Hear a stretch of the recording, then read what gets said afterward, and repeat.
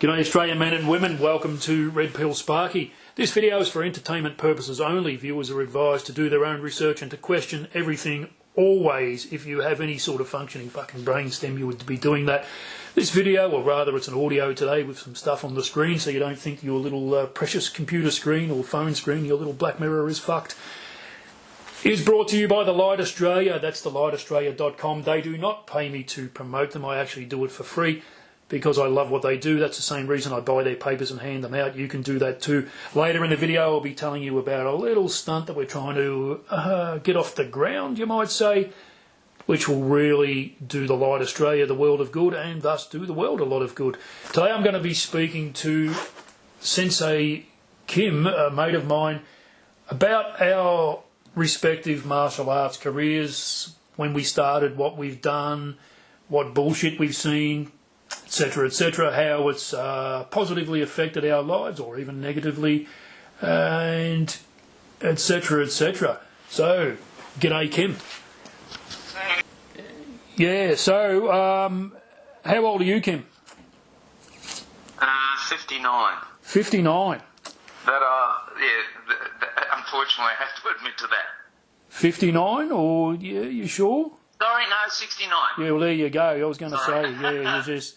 I knew you'd been around since prostitution was the world's newest fucking profession, mate. Don't try and hoodwink me. So, when did you start doing martial arts? How old were you then?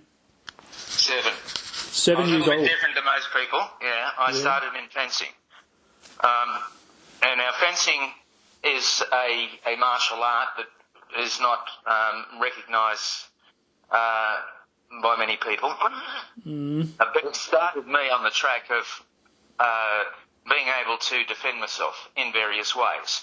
Now fencing, back in those days, and it was foil, was very linear, and it's similar to karate in lots of ways, in that you have to fence up and down this strip that's 3 foot wide. I've forgotten how long it is. But you get to the end of it, you can't go any more and you get disqualified. So it's restricted in the amount of movement that you have, which to a degree was very similar to karate. I started karate when I was 13, and I moved up the ranks there, and basically I haven't stopped since I was 7. You must be tired. More now. Yeah, that what you say about fencing not being recognised, I've actually done some KENJUTSU with you, and with a fencing twist to it, you know, that's and we'll get to all that. And it's funny how everything overlaps, I find, with martial arts. And if you're a boxer, it's all the same thing, full stop. Well, more or less, you know. And I've been commended for my footwork when I've done various other things that I hadn't done before. They go, fuck, your footwork, you picked that up really quick. And I think that's because of my karate foundation. But yeah, I started when I was my start was a bit clunky. I was a fat kid, and I began.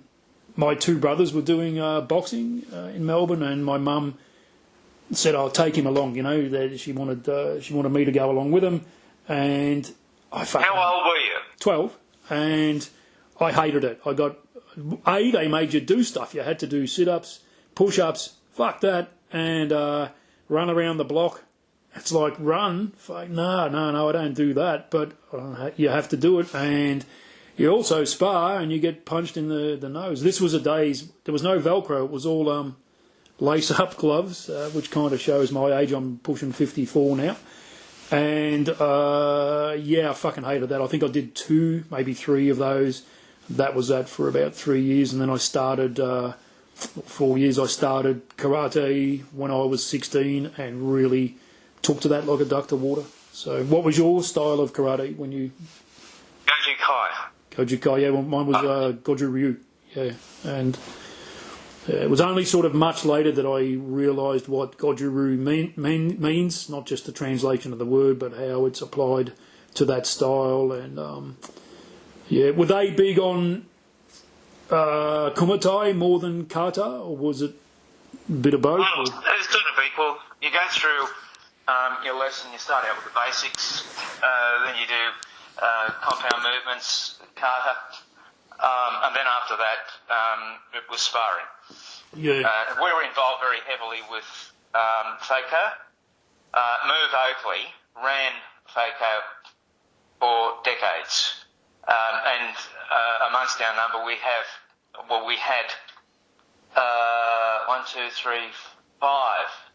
five members of the organisation that were the top five, or numerous of them, winning the trophy every year. So, we were very heavily involved in competition. Yeah. And kata, I know when I've done, and we'll get to how you and I met and what we've trained together, but I like the kata is very much like, that's that whole bit with the Karate Kid when he's being told do the wax on, wax off, like, already polish me cars for me, and he gets jack of that and cracks it, and then it all becomes clear to him. It's like, well, that's only one little bunkai, that was the parry and block, but the kata. It teaches you the basic of movement. Yeah, and so the way to move, and if you're in a particular position, the way that it is natural to move, and it becomes instinctive after a while. Yeah, you practice the skill, not the drill. I've had people who don't get it say, one bloke, he was actually a good little fighter, very capable of defending himself. No, he wasn't just a couch potato, but he's like, oh, you're wasting your time doing that. Well, am I? And there was two young ladies actually recently. I started chatting with them. Their dad teaches jiu-jitsu, and they were fairly adept at it, but she immediately shit-canned karate when I told her I did that. And it's like, well, what makes you say that? I mean, anyone can say they do karate. Perhaps you've seen some fucking chronic wanker online just spouting bullshit. What's some of you, let's do a little bit of practice here. And I did some of the things, and it all just came to me automatically. And she goes, oh, that's like jiu-jitsu. I said, well, yeah, but it's actually, I learned this at karate, and there you go. So, yeah, the skill, not the drill. But the bunkai of it is, I've done a lot of kata where I'm sort of, you do the thing and it's all very nice, but then I'm starting to think, why the fuck do I keep doing this with my hands and my feet here? Like, what's this about? And it might be somewhat stylised, but when they explain the bunkai, you get this little glimmer in your eye if you're a bloodthirsty type, and you're like, right, that's just to fucking wrench someone's arm off and shove it up his arse. So yeah, well, maybe that, but I think that's more of a Japanese than an Okinawan thing. Techniques or from kata are applicable to the clinch. And so if someone actually grabs you, in karate, the worst thing you really want to do is go in to fight against a wrestler, or a boxer for that matter. And if someone grabs you in karate, you are taught to atemi, which is punch and kick. And so you talk about this particular bunkai. It teaches you, going back through the origins of karate, which was jiu-jitsu, what to do in the clinch. And you then start to get into the grappling style side of karate, which comes, basically speaking, after you get your black belt. You then get into another aspect of karate that people don't realise exists. What for anybody who's listening to this who is sort of just starting a martial art or thinking of pursuing it, everybody bangs on about getting your black belt. Well, why is that so special? It doesn't mean that you are an expert, you are badass, you are invincible. What it means actually is, from the traditional, I mean, you can fucking see it how you want. You can even go and buy one at an op shop or just dye your white belt black. It doesn't make you anything.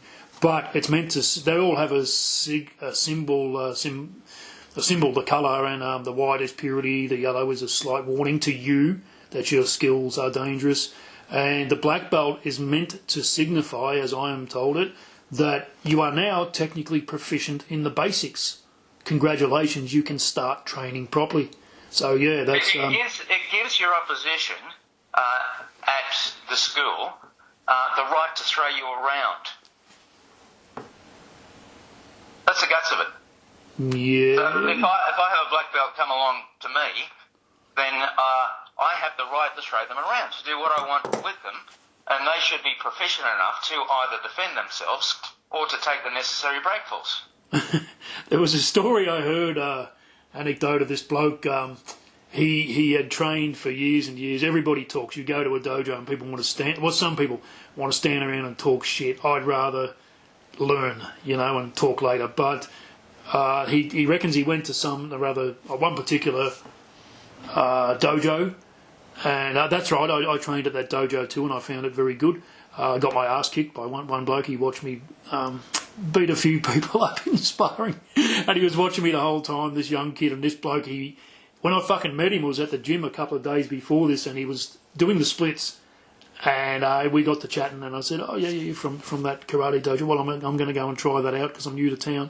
So anyway, this other fella tells me he went there and he was toweling up one of the black belts, and the instructor chipped him, remonstrated with him and said, "Oh no, the black belt sets the pace. You don't. It's like, well, your black belt should be able to fucking beat me." Basically, so he's basically saying, don't beat my people up, for fuck's sake, But anyway, you get that. And did you achieve black belt with karate? No. No, me neither. No, I was always a brown belt. Same here. And the reason for that is that I get to brown belt and then I get sick of the fact that we did things a certain way and not the way that I expected. I'd always trained at different schools at once. Mm. And so I'd be going between one school and another and another and another. The black belt training I'd always done. At the end of my education, shall I say, then I would go back to the people that I knew that were running the dojos, and I'd train with them. And there wasn't anyone that I couldn't beat. There wasn't anyone, and I had no trouble at all with any person from any style. But that was because of the fact I put it down to the fact that I trained in so many styles with so many people who were just so good, and I'd been at it for so long and had so many nightmares about the subject that my education was at a point and my tactile skills got to the point where I could see everything coming and I could see the openings and I used them.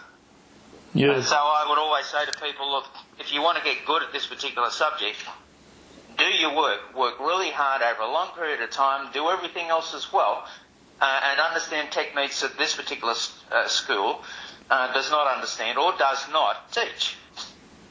Yeah, that's funny you say that. I've done predominantly Goju Ryu, and I rate it. I think it's the truth, but anybody who does their style says that about their style. It's like a brand of anything or whatever. But I have gleaned other things from other schools, which it's nice to get little different nuances on things and that you can apply. But I moved around a bit with work. I went to without giving you me fucking life history. I chose to up stumps and work in a remote town.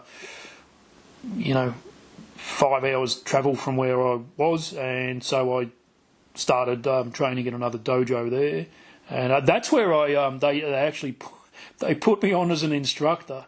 I've probably regaled you with this wonderfully hilarious story. The mothers of the kids who trained there would sit up the back of the class and at the little tables and usually just gawk into their phone for the whole time. And when you're we can probably name one or two instructors who are renowned for talking shit when you've got the whole class lined up standing in sizer and they pontificate, And I don't do that. I just want the kids, the students, the kids or adults to fucking learn. Anyway, I had them stood there one day, and a couple of the mothers were sort of watching, and I go, today I'm going to teach you everything I know about women. And the kids are just sort of looking at me like, what the fuck, what's he on about now? And all these mothers' heads pop up. What did he say? And I said, 200 star jumps.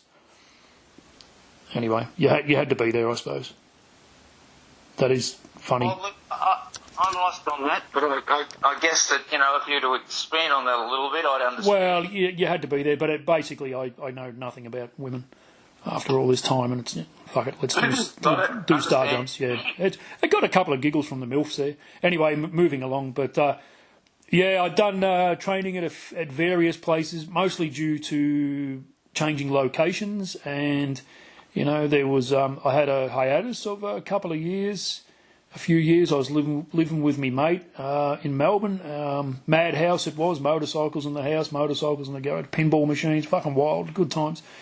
And one Saturday there was a knock on the door, and it's a fella promoting this new karate dojo that's springing up, and it's become a bit of I suppose, a franchise sort of a thing. He said it was Gokan-Ryu, and very Okinawan, I found, very similar to Goju-Ryu, and he said it was $80 joining fee, and once you paid up, that's for life. You just pay $5 a lesson. Well, the price per lesson may have gone up a little since 1993 or whatever it was, but I paid up. And you know what? I did that for a few years there, and I went back only last year. I had occasion to use one of their dojos, and they honoured that. They said, okay, if you reckon you've signed up, no worries, just pay the fee. That was pretty good, but yeah, a few things, and I came back to. I went back to Goju-Ryu. I had to have and I put on a lot of weight. I couldn't move much. All I could do was Krav Maga, because that wasn't too demanding cardio-wise. Anything else I just couldn't do with this injury I had. I got that seen to. I went back to Pollitt's Martial Arts. It was their old dojo back in the day in Bathurst, and it was. It used to be an indoor cricket centre, so it was very big. They had 2 dojo floors. They had MMA cage, boxing ring. I think they bred boxing bags on a farm, because they had fucking dozens of them hanging up. All sorts of facilities there. It was very good. And the light coming through the windows at the top at a certain time of day was good. If you were sparring, you'd get that into someone's eyes and belt them because they couldn't see. Always good fun. But yeah, the lady there said, I said, all right, sign me up. I'm here to. I've got no excuses now, and I had got my injury fixed. And she said, all right, but you get a free lesson. Do you want to try after that? I said, well, no. Start my payments tomorrow then, and I'll do the free lesson tonight. And I did that, and I was doing 6 to 10 hours a week there for about 4 years, I think, straight. And learned a hell of a lot there. So very good. And that was before I shifted, as I say. But yeah. Then So what? How did you find your fencing? How did you get involved with the Japanese sword work sort of thing then? There was at AIKIDO. But before then, I learnt the sabre in an unofficial manner, Western sabre, which is similar to sort of fencing. Now, sabre, basically speaking, is the same as Japanese sword work, KENJUTSU or Kendo, if you wish. So basically speaking, I melded it all together, what I'd learned from foil fencing, sabre fencing, and the basics of Kendo or Kenjutsu. Yeah. So the sabre, so there's foil, epee and sabre, yeah? In Western fencing, yeah. The competition modes are foil, which is basically point scoring with the point of the sword. It's a skinny sort of a sword. Epee, which is point scoring not in the same area. With foil you have a target area which is very restricted. The target area in epee is larger and can include the back as well. Then you go to sabre, where point scoring is blade as well as the tip. So you're slashing at people rather than just stabbing. Slashing, that's right. Yeah. Yeah, right. Which one did what kendo is? Well, yeah. And we'll get to that shortly. Which one did Bruce Dickinson do? Bruce Dickinson out of Iron Maiden was an Olympic class fencer. Did you know that? I think it was foil from memory. Yeah. I've seen a couple of it in one of the music videos that shows him doing that. Before we go any further, I was just going to mention that stunt I was talking about, thelightaustralia.com. Check them out, read an issue or two online while you're at it. And I am trying to get a particular stunt off the ground where we have a advertising stunt. We're going to do an aerial banner behind an aeroplane, and it simply says thelightaustralia.com. Now, the plane is going to take off from the Gold Coast, travel around the Gold Coast. This is during summer when people are there, during the day, all stood there in their bikinis, etc., and going, what the fuck is that in the sky? And then they're going to type it into their phones, and this will all translate to a lot of hits on the lightaustralia.com website, which they deserve. Then it'll go over Brisbane, and then it will go around the Sunshine Coast. Then it'll turn around and come back and do that trip in reverse. But it's going to cost $3,500. That's the last I checked on it. And we're currently under $600. But any money I get through Buy Me a Coffee, that's Buy Me a Coffee, the details are in the description for Red Pill Sparky. Every cent of that will go towards that advertising campaign. Any money that's up until August 2027, any money up until then will go into that. Any money left over will simply be donated to the Light Australia, or I'll use it to buy their papers and hand them out, and I might do a video about that and the conversations that ensue.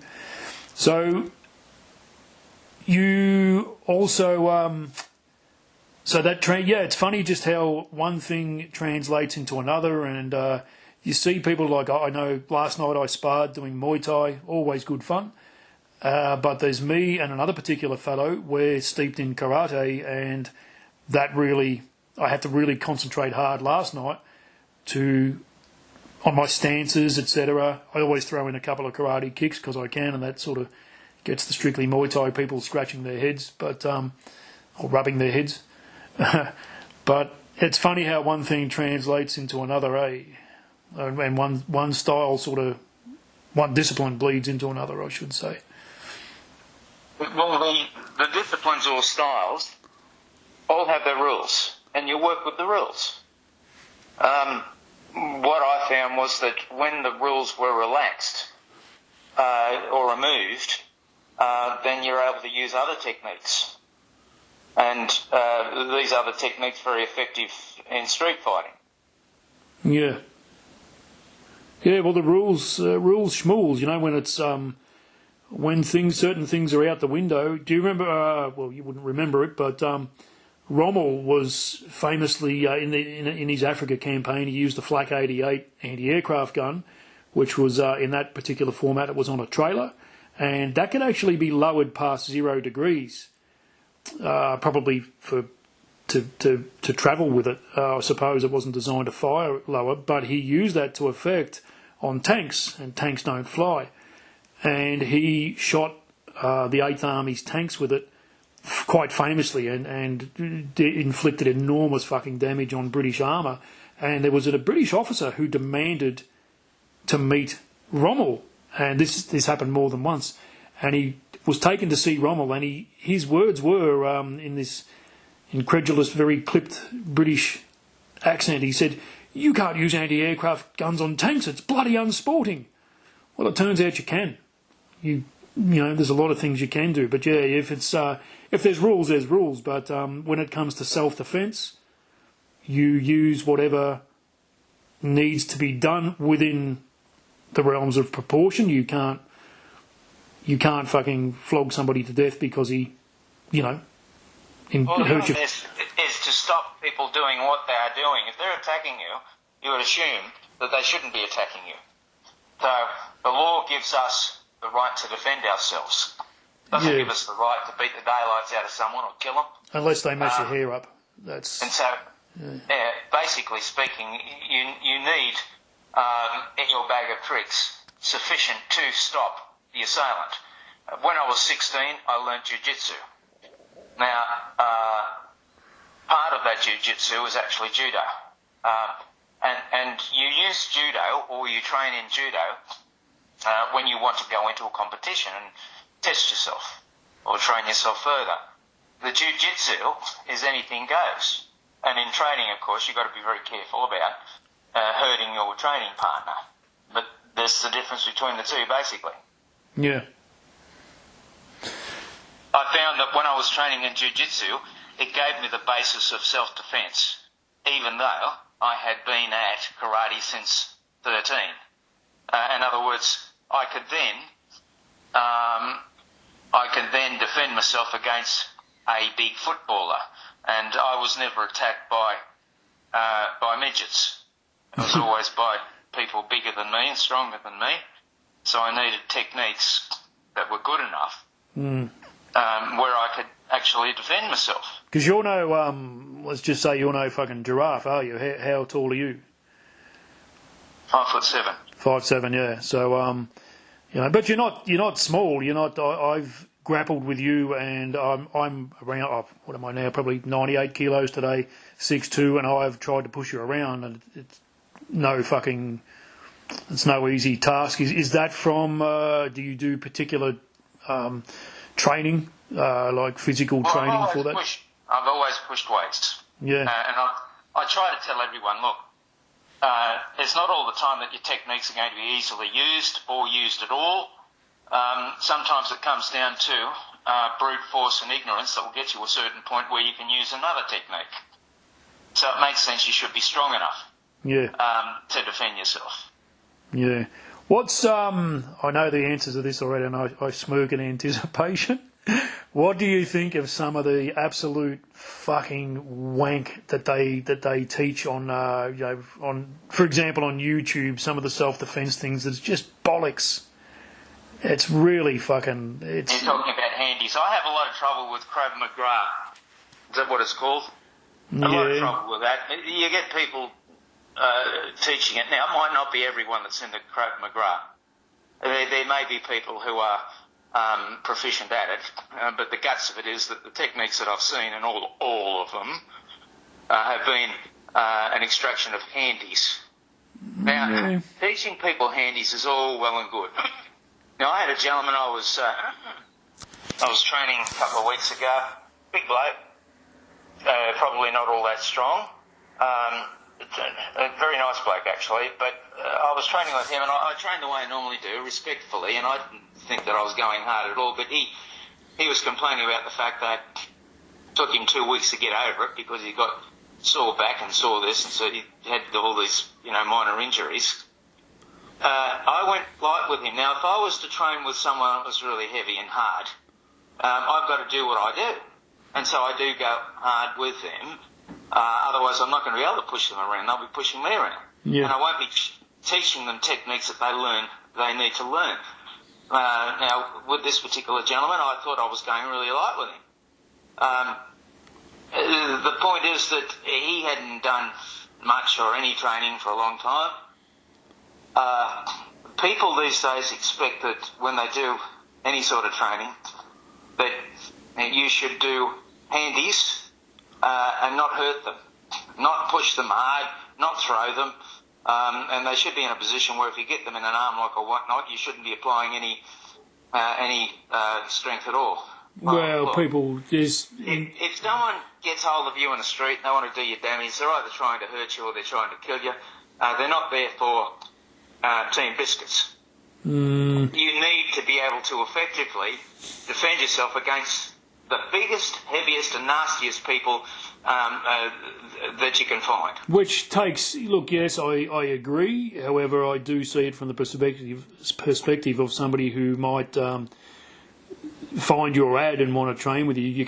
We can mention your ad if you want or not, but they do have to go to work the next day, presumably, etc. They can't afford to have a bung wrist or a fucked shoulder or something, But, yeah, when it comes down to it, when you are at a certain level, particularly if you're going to parade around like a fucking rooster with your black belt and whatever and spout off how fucking good you are, well, good, you've just crossed the line. You are now up for... Knife defence. Now, people need knife defence. Whether it's a machete or it's a knife or it's a bloody baseball bat, no matter how big and strong you are, now you're big and strong, but if someone attacks you with a machete and a knife, you're not as good as you should be. And you should be doing more training. So when someone turns up at my place here, it's either because they're a policeman or they're in security or they've been beaten up or someone stabbed them or stabbed their spouse or something. They need training. So what I've got to do is I have to explain to them and demonstrate them how to use certain techniques so that they can successfully defend themselves against a knife or a machete. Now, this is binary. Either you do stop the knife or machete, or you don't. And in order to teach someone effective defence, you've got to go through motions where they see a technique, they learn that technique, but after that they have to test that technique. Yeah. I'm not about to show anyone a particular technique when they say to me, look, I really want to defend myself against a knife. I'm continually being threatened by knives. Unless I know that I can successfully teach them to the point where they can stop a knife every single time. In order to get to that, you've got to go through a certain amount of training where an attacker is using force. Or they might be using a sewing machine attack, something that you're not expecting, where when you normally go to train with people that'll teach you defences against the knife, they're doing handies with you, they're doing it really slowly. I've seen that happen too. And that's one of the things, look, with training, there's you either a beginner or you're just, you've been to classes a few times, you've done, say, 5-6 hours, you might get to the point where you think you're fucking bad because you get a yellow belt, then you get your fucking nose punched and realise, well, I've got a ways to go, whatever it is. Now, starting off slowly and unrealistically, good. Well, I'm going to show you the hit is going to come this way, here's what I want you to do, until it becomes automatic. At some point, if you're not, and I'm not talking about the first fucking thing, because you're going to hit someone, they're not going to block it. But at some point, if you do not, and I know this with you, Kim, because when we've trained, it gets to the point where we go, okay, this is going to hit you. If you don't stop it, it's going to hit you. It's going to fucking hurt, and it does hurt. And fucking deal with it. I remember the first day we trained, you told me, punch me. You said, punch me. Well, okay. And then you looked at me and said, you were going to punch me then, weren't you? I said, fucking oath I was. You said, good. Because at some point, yeah, you're going to have to train realistically. And that's what it all comes down to. And you will experience pain. Certainly, if you've got an injury, don't be fucking stupid and hurt yourself. Don't get broken. But, yeah, a little bit of pain is... There's a big difference between someone who's trained like that and someone who just does, as you call, the handsies. And I've always thrown in when I've been training with people and when I was instructing students elsewhere, then it's like, yeah, okay, so we're told, okay, swing your right hand like this. Well, I don't punch like that. That's a haymaker. That's bullshit. I'll punch like this, and hey, here's a left. They go, oh, that was the wrong hand. Tell that to the bloke at the pub. Tell that to the fucking bloke in the car park who will fucking stamp on your head because he's a drunken bogan fuckwit. He doesn't give a fuck about your rules. He's not going to go, are you ready?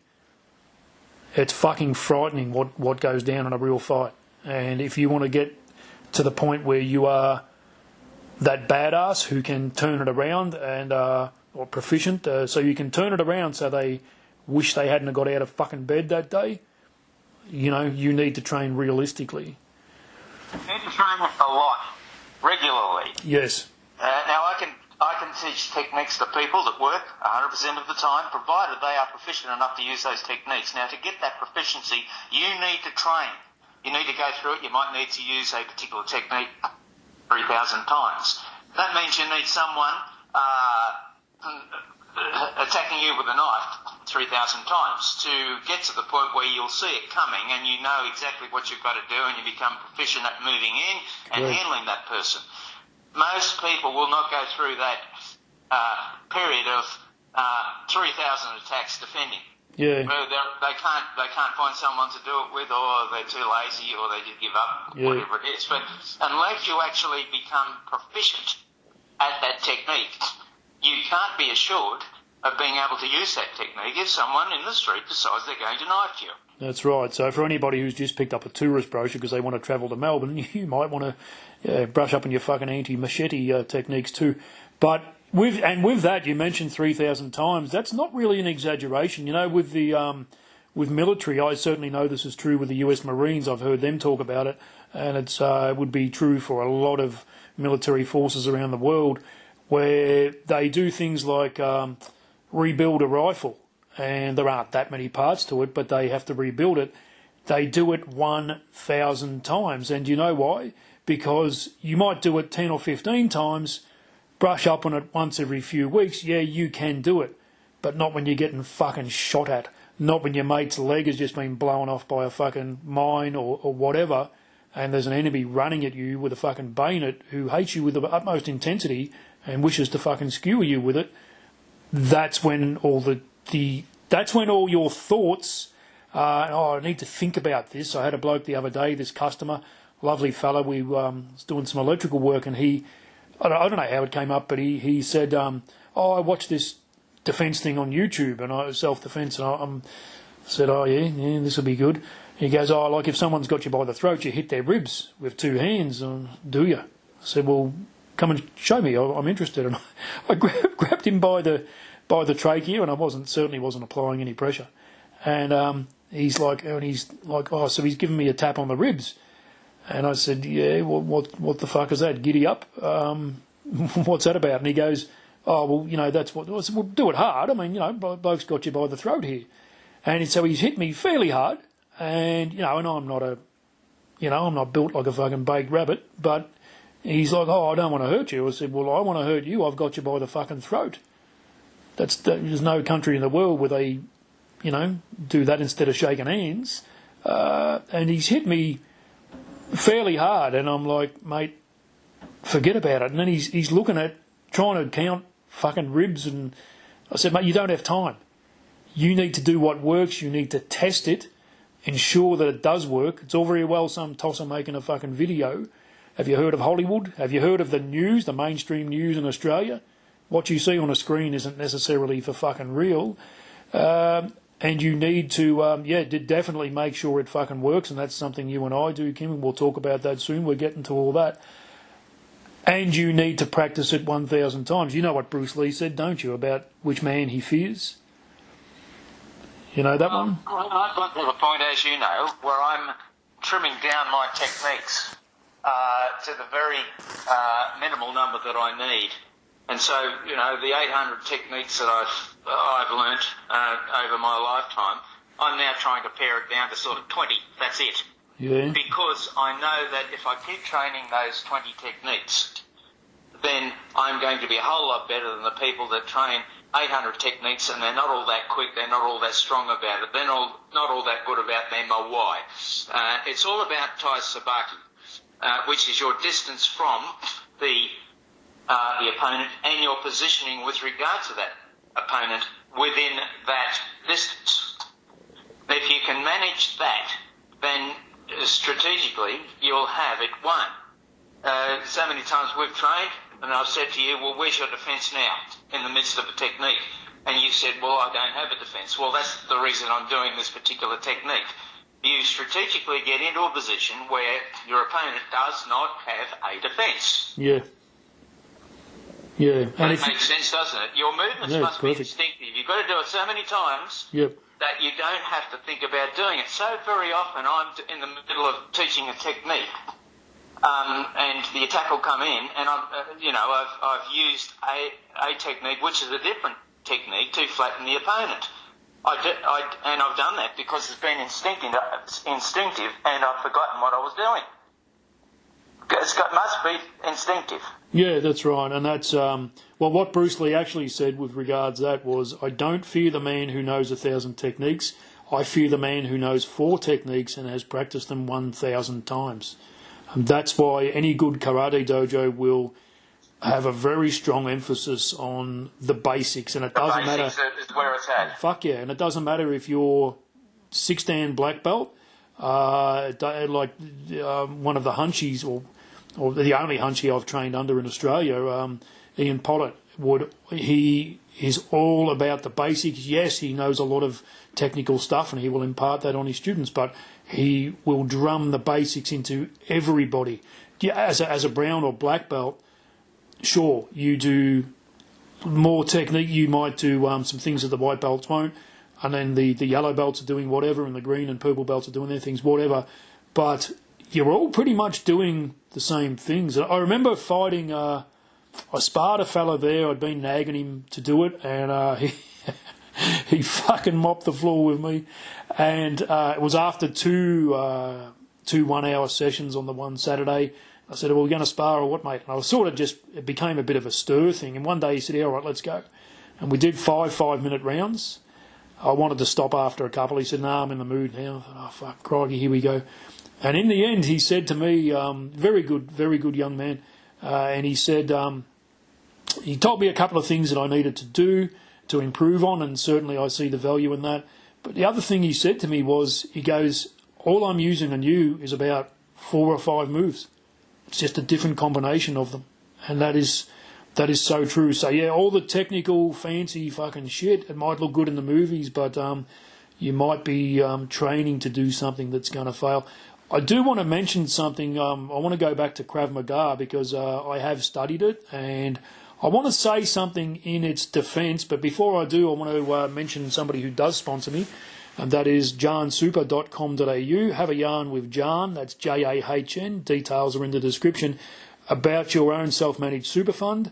If you have a managed or industry super fund, chances are you're making a 11% donation of your wages or contribution every week to a multi-trillion-dollar investment firm who does not have your best interests at heart. If you knew where they were investing your money, and that GovCo sees your money as their own fucking piggy bank, and they've actually said so, you would be right to be fucking mortified. So talk to Jan, and when you do, that's jansuper.com.au, ask them for the Red Pill Sparky discount. You'll get 10% off their already competitive prices, setup fees. Yeah, Krav Maga. Now, it's the Israeli martial art officially for the Israeli so-called Defence Force. The reason that Krav Maga, and you say, I heard what you said. You said that what you've seen of it is shit. If that's the case, that's the case. I've studied it. Does it work? The question is, because we're all about here what actually works, what puts the opponent on the floor or makes him run away with his tail between his legs if he's got the chance, and be a good boy from then on. So if of any of the situations that I've trained with Krav Maga, like somebody pointing a handgun at you, a long arm at you, swinging a hit at you, trying to kick you in the nuts, holding a gun at you from behind, trying to hit you with an edge weapon or a broken bottle or a fucking rubber dick or whatever it might be, is what they teach you at Krav Maga the best fail-safe thing every time? No. The answer is no, but the reason they teach it is to learn what is the best thing every time. I think you'll find it takes hours and hours and hours of drilling that one technique that some people can't afford. So Krav Maga is, I don't recommend it as the best martial art, but if you're going to do something that will probably work and give you a better chance of survival, not guaranteed, then yeah, that's its beauty, is it's easy to learn.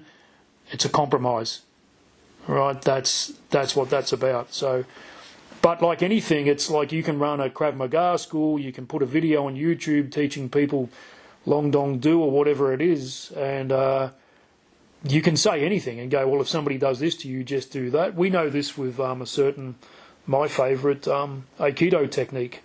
The handsies that they teach on YouTube is just bollocks. Who was that bloke that, so we won't name him, you probably can't remember his name anyway, that bald-headed bloke who was teaching Aikido on YouTube. And, no, that's the bald-headed man, the Martian. Yeah, that's him. Yeah, just what a lot of shit. And that's irresponsible to teach somebody, if somebody's going to swing a punch at you, do this. Well, you're going to fucking lose your teeth, man. Like, yeah, all right. It ain't going to work. You speak about going to Krav Maga, where they teach quickly techniques to people, where these particular techniques are better than nothing.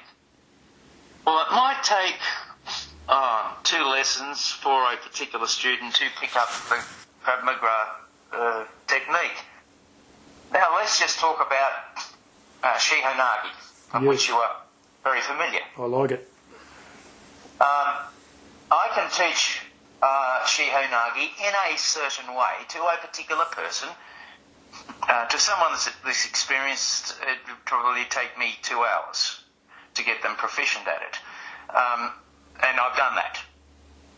Now, to someone that's not proficient, to a beginner, it might take me sort of 4 hours. But here's the difference. After they have learnt, then I would have confidence that no one would attack this particular person with a baseball bat or a machete and get away with it. I would have complete confidence in that my particular student would not get hurt. It's the way that you teach and the fact that you do have a technique that is foolproof that makes the difference. Yeah. Now, in applying Shihonagi, there is a way to do it, as you know, that works. And there are probably 100 ways or intricacies of this particular movement that don't work. Yep. And unless you actually get it right, it won't work. Yeah. You've just got to work out how to do it properly. Yeah, and a lot of the things they'll teach, not just with Shihonagi, which is specific to Aikido, but whether you're doing, any fucking martial art, you name it, and they say, oh, well, if he does this, you do that. Yeah, that assumes that he's not going to hit you with the other hand. That assumes that he doesn't have another trick up his sleeve.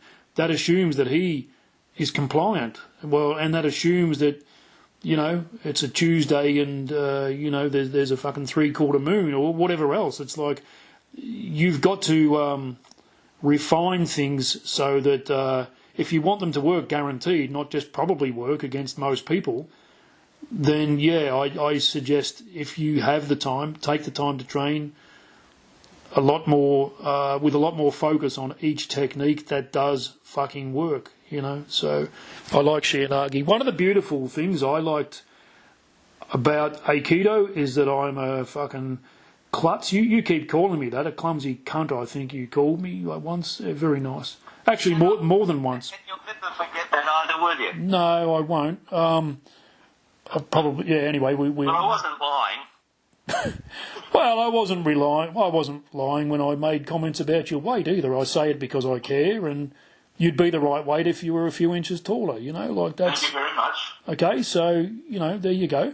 But I'm working on it. I see that, have another biscuit. But it's when I fuck up with Shihonagi, or with any technique, I find the beauty of it is, well, one thing just leads to another. Oh, hang on, I didn't want you there, but now you've turned around, you've done some curly move, or you've attacked. I love it when they go, when you hit with the wrong hand, and, oh, but that's the wrong hand. Well, as I say before, tell that to the drunk fuckwit at the car park who wants to glass you, so... You need 20 techniques, not one technique, for that reason. That's right, and one goes into the other. If the technique isn't working for whatever reason, then you find yourself in a different position with regard to the opponent, and you can then use another technique, so long as you acknowledge it.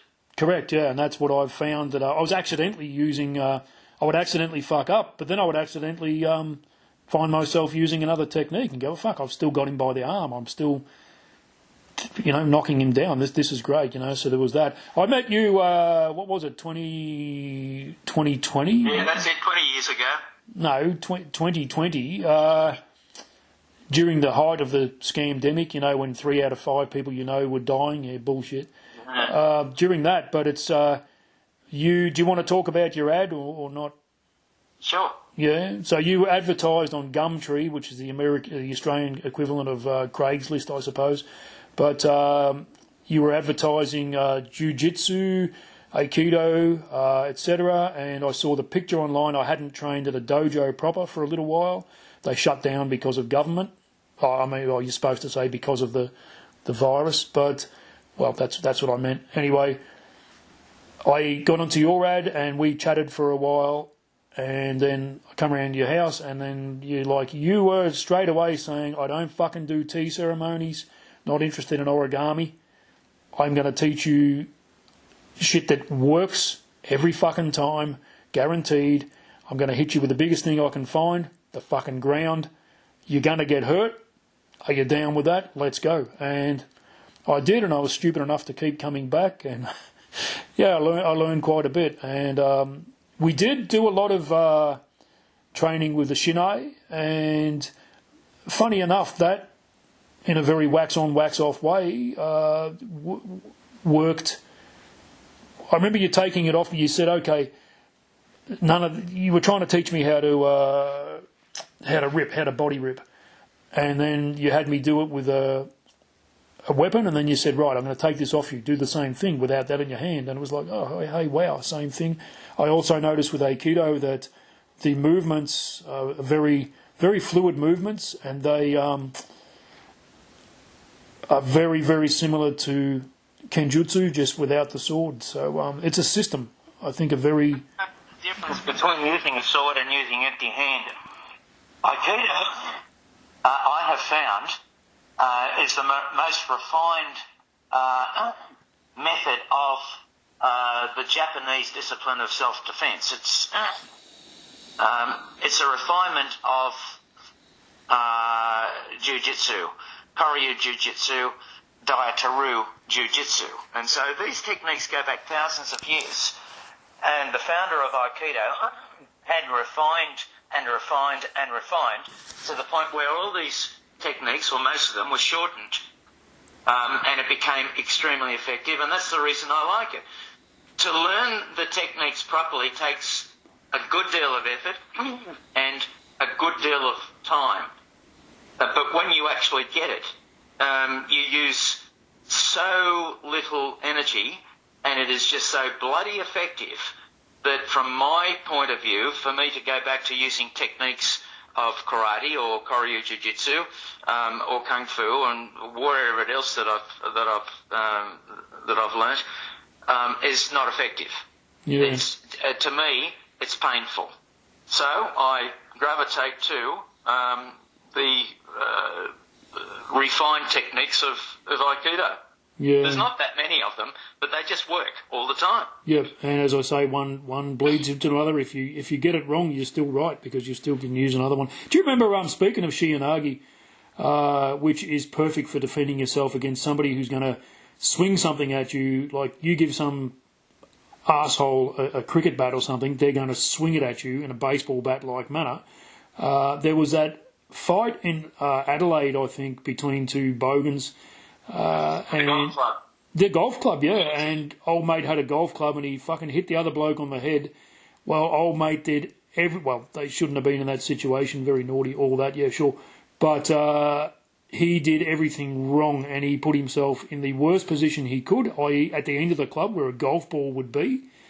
And had he had even the slightest inkling of Shiyanagi, or even just to duck under that, and then he could have grabbed the bloke around the neck and shoulder at the same time, brought him to the ground, put him to sleep very simply, and it wouldn't have taken aeons of training, but he just did everything fucking wrong. He actually backed up. I'm just remembering this, and he backed up rather than get in, and we can give military examples of where getting in close did the job. You cite the Battle of Britain and the Polish pilots. I cite fucking Long Tan in August 1966, where the Australian Army had the artillery walked in on their actual position, and so the Vietnamese trick of grabbing the enemy by the belt and fighting, as they put it, like fighting up close so the artillery couldn't get them, didn't work. So, there's a lot to be said for getting in, which is quite intimidating. But just to get on the inside, of the arc of the movement. Now, with that golf club, as it's being swung at you, this is a good example of the technique. Actually, you can see the club itself, the head of the club coming.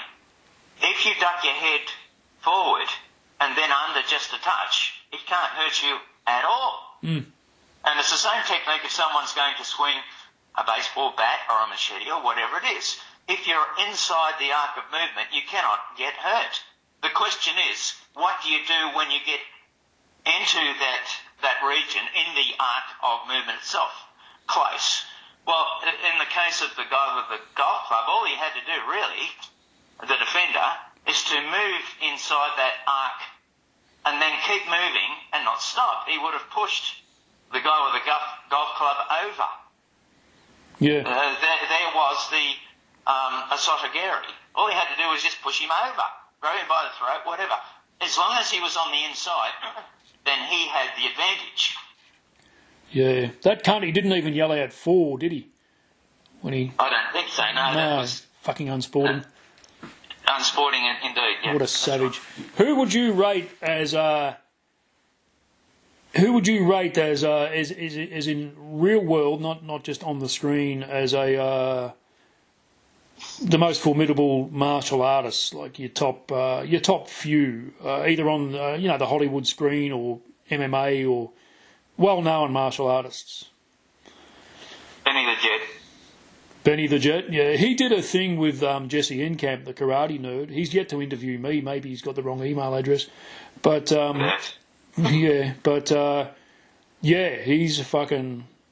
a machine. Yeah. Why do you mention him? He's not defeated in his discipline, which is kickboxing. He was defeated by the Gracies. One of the Gracies was training with him and apparently submitted him 10 times out of 10. That's within the Gracie rules.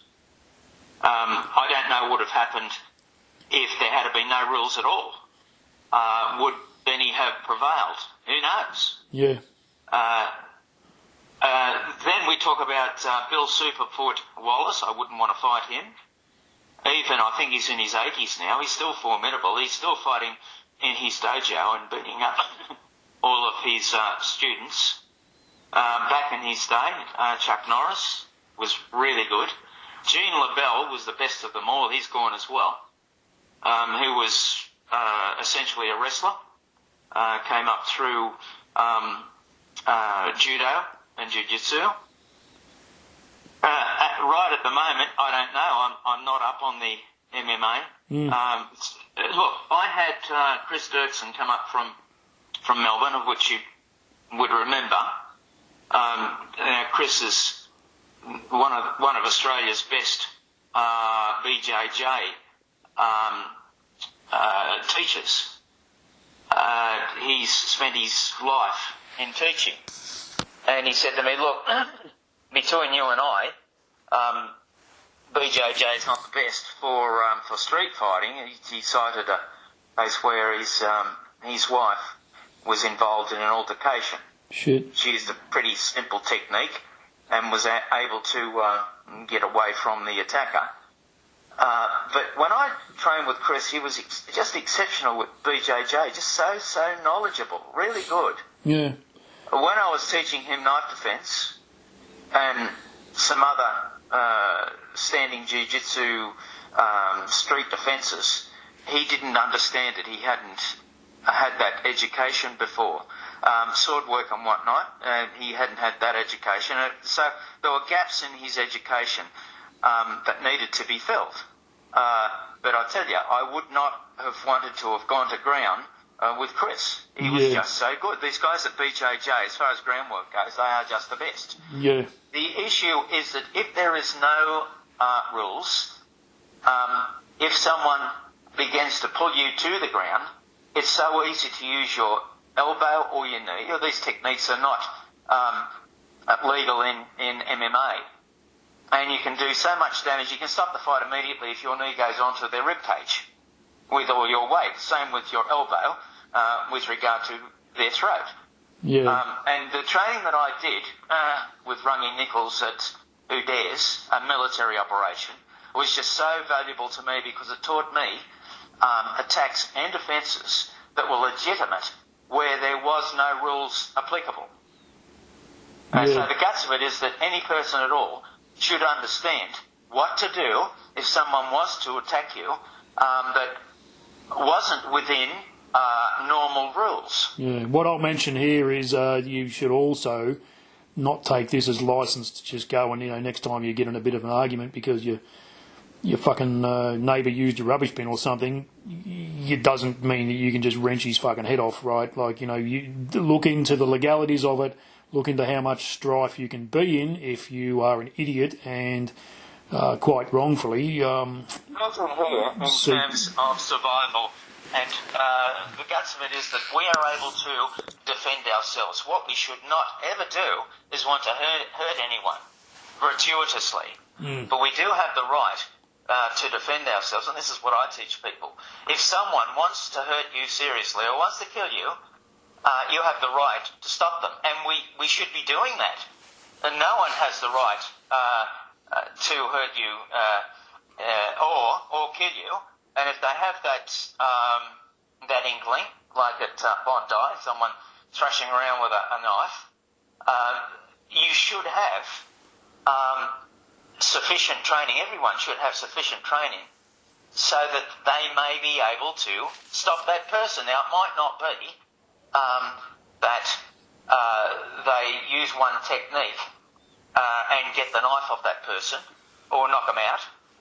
It might be that they need to use a few techniques, or it might be that they need to get someone else's assistance as well in order to stop the attack. But whatever it is, everyone needs to have a sufficient training to stop themselves from being hurt. Yeah, there'll be people listening to this, if they probably haven't got this far, if they're the sort of people who might say, oh yeah, that's great if you're into that sort of shit, but I don't see why I should train. I mean, the chances of somebody attacking me or whatever are very remote and blah, blah. Yeah, okay, that's, you may have a point, but A, it's better looking at it than looking for it.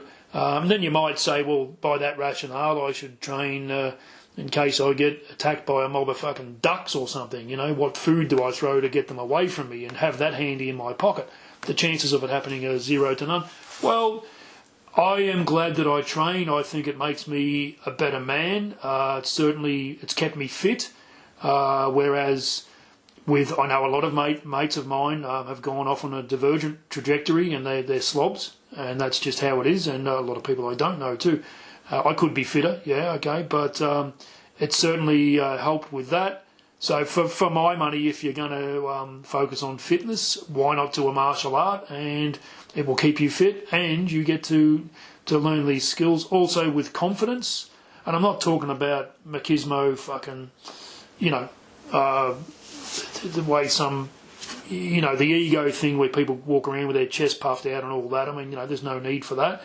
And one day you're going to get sat on your ass, and I won't mourn that, but it certainly pays to have that. And I think anyone would agree that, okay, the world isn't getting much safer.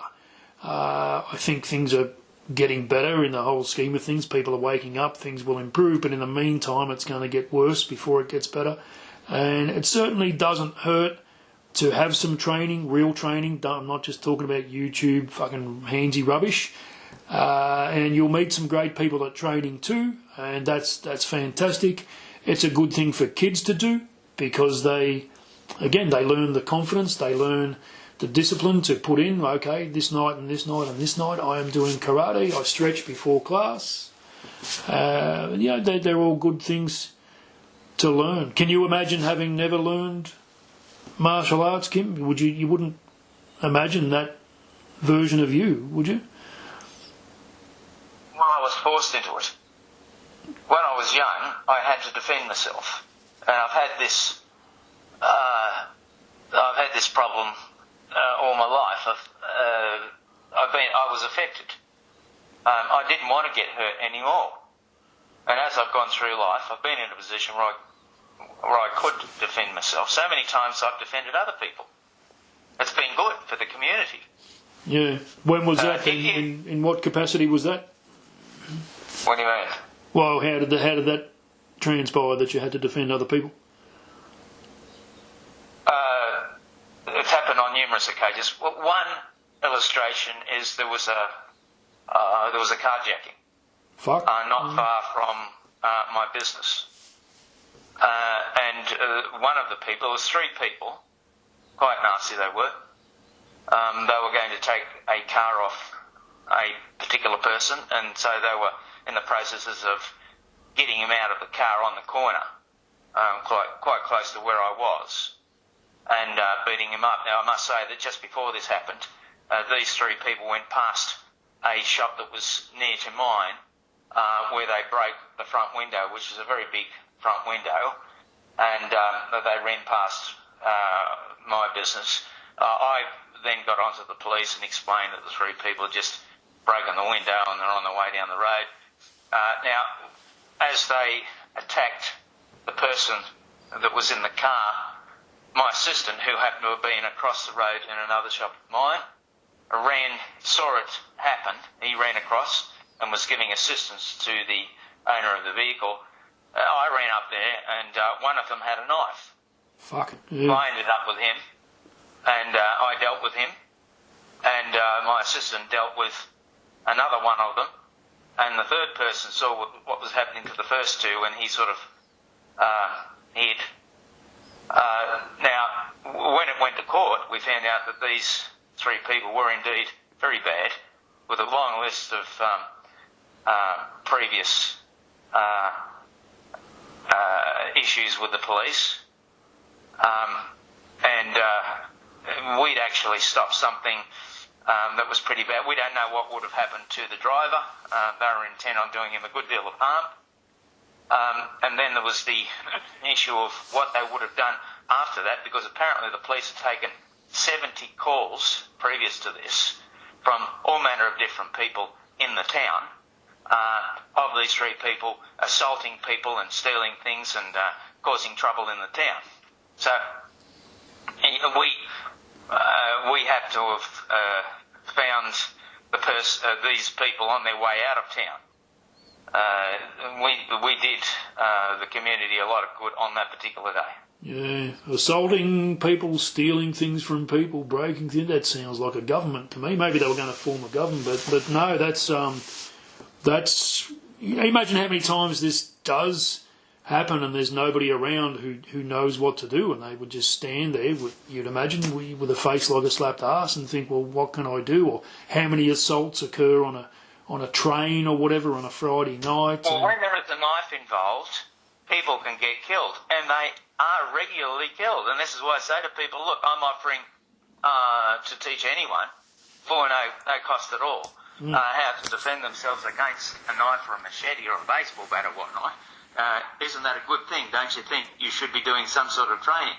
Yeah. Not going to hurt you, is it? No, and if you, it's you do you, as they say, but if you are interested in training or currently training, it certainly wouldn't hurt for you to, Kim's in New South Wales, as I say, get onto Gumtree, look up AIKIDO. If you need more information than that, well, you're a fucking potato and you probably can't help yourself. But based on that... AIKIDO. Don't you? I advertise self-defence. Okay, I thought it mentioned AIKIDO specifically. All of the different styles that I've trained with, I use techniques from all of them. Well, there you go. That's you can give more away if you want, but I'm of the school that, what do you need it fucking spoon-fed to you? People, really, if you are keen, you'll look up that, you'll work it out, you'll find each other, yeah. So, anyway, yeah, been an interesting chat. Thank you very much, and thanks for being on Red Pill Sparky. Don't forget, people, if you haven't subscribed, you know what I'm going to say next. Turkey slap that subscribe button. Hit it however you want, actually. And please leave a comment. Tell us what martial arts you've done. Tell us if you're a Krav Maga fan or whatever. And say whatever you want in the comment, really, good or bad. And please check out buying me a coffee at Red Pill Sparky. Don't forget, that's going to help thelightaustralia.com. Check out their website as well, and check out jansuper.com.au. Kim, thank you very much. Any final words of advice to anybody who wants to study the martial arts? Yeah, do it. Do something about it. Yeah, true. Yeah, because it's sitting there watching YouTube with anything, be it martial arts, mountain climbing, pigeon breeding, whatever it is. Watching other people live their lives. That's not living, and you'll be fucking probably amazed that.